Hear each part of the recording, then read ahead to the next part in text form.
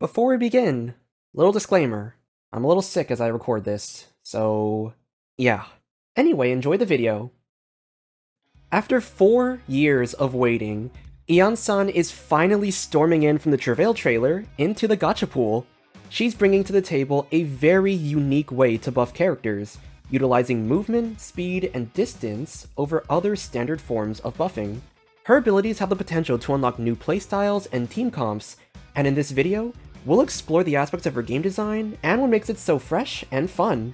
Down below, you can find disclaimers, timestamps, social media links, and music credits, as well as a link to my Discord server. Consider joining that if you're interested in discussing more of Hoyo's game mechanics, or if you want to share some concepts of yours. Without further ado, let's get started. Let's first cover what Eon-san does. The first aspect is actually going to be her charge attack while she's in Night Soul's Blessing. Doing this action in that state will allow Eon-san to deal a special move called Swift Stormflight. By default, this action will consume some stamina. You can enter Night Soul's Blessing through either her skill or burst, but more likely than not, you're going to want to use her skill. After using her skill, you enter Night Soul state and get her max amount of 54 Night Soul points. Using a normal attack within a certain window allows her to use Swift Stormflight without consuming stamina. Despite this attack being a special move for more damage, it's not that relevant for Eon-san's main utility. Swift Stormflight is primarily useful to trigger her A1 passive. Unleashing this attack increases her attack stat for 15 seconds. And as we'll see later on, maximizing her attack becomes important when we talk about her burst. When you use Eon-san's burst, she gains a smaller amount of points, around 15 or so, and creates a kinetic scale. While this scale is active, Eon-san will increase the active character's attack based on a percentage of her own attack. If her Night Soul points exceed 42 out of the 54 max, this scaling is based purely on her attack stat, and will have a higher multiplier.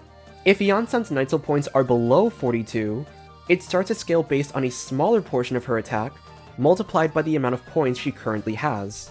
This basically means if you go below 42, your active character's attack stat will have a consistently dwindling bonus.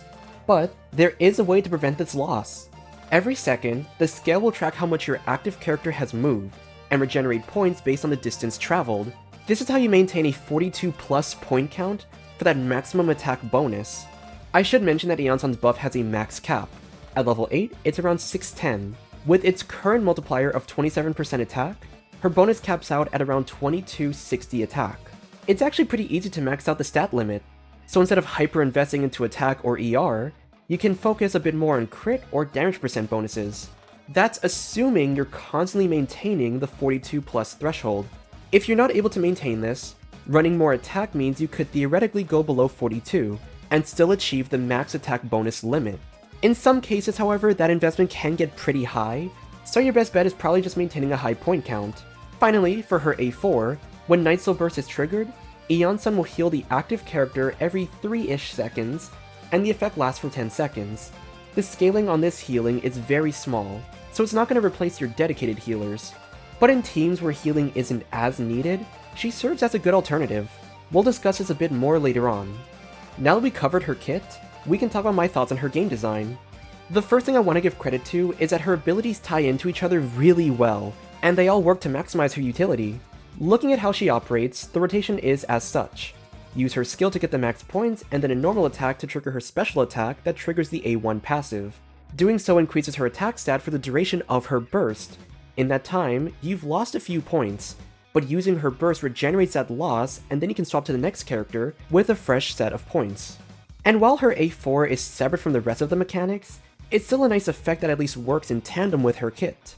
The next aspect I want to gush about is the concept of movement playing into her mechanics. Every character in Genshin moves, and these little actions will count towards her kinetic scale. You can let your autos naturally move you forward, or even just stand still while you attack, and the points generate a minimal amount. But when you look at characters from back then compared to how they are now, you notice that moving around the battlefield is much more prevalent. Gaming leaps into the air, creating a lot of distance in a short time. Cloran's skill stance allows her to do a dash attack, which also creates distance. And then every Natlan character incorporates a lot of movement in their abilities, allowing Eon-san to especially synergize with them. From a gameplay perspective, I simply think it's such a creative mechanic to implement into a character design. We've seen how characters in the past bring interesting dynamics to the lesser talked about aspects of gameplay. Kaniche and Emily improved on Burning and Burgeon's potential in Dendro teams. Sethos and Veresta expand the potential of energy through their small energy draining attacks. And now Iansan is expanding on the idea of movement. In a slight way, movement speed buffs might be a bit more relevant now. You can either cover much more space in the same amount of time, allowing for more points to generate, or you can cover the same amount of space in less time, potentially giving you a couple extra attacks in your attack strings. That new event pull-on we got in 5.4 with the movement speed bonus was actually hinting at this mechanic. The 5.2 store did a similar thing, hinting at Citlali's shielding.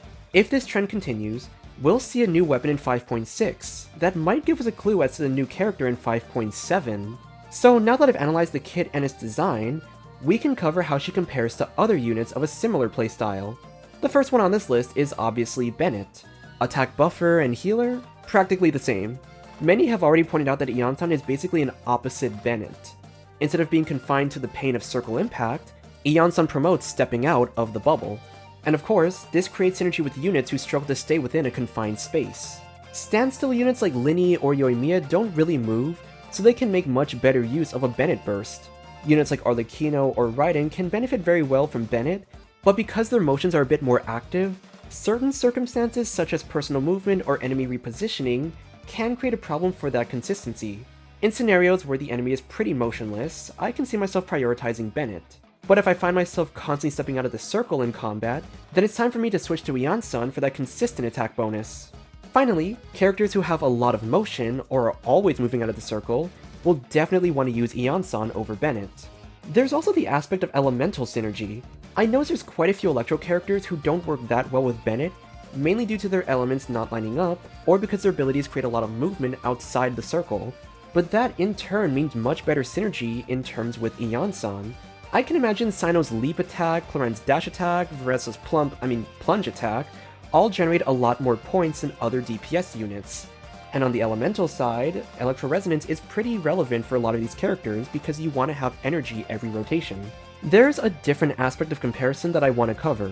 For healing, just to reiterate, Iansan is not a dedicated healer. On an average build, she heals a total of around 3000 HP over a span of 10 seconds, which is extremely low. However, if you are in need of some kind of guaranteed but minimal healing-based sustainability, and you're focusing more on personal damage over reactions, Iansan is going to perform very well. Kuki, for example, is strong in Hyper Bloom teams, but her slower ICD makes her not that amazing in general Aggravate or Taser comps. Dori is a strong battery and healer, but doesn't provide much, if any, offensive utility. If you're not taking as much damage, Iansan can provide a solid stream of healing, while simultaneously improving your team's offensive potential.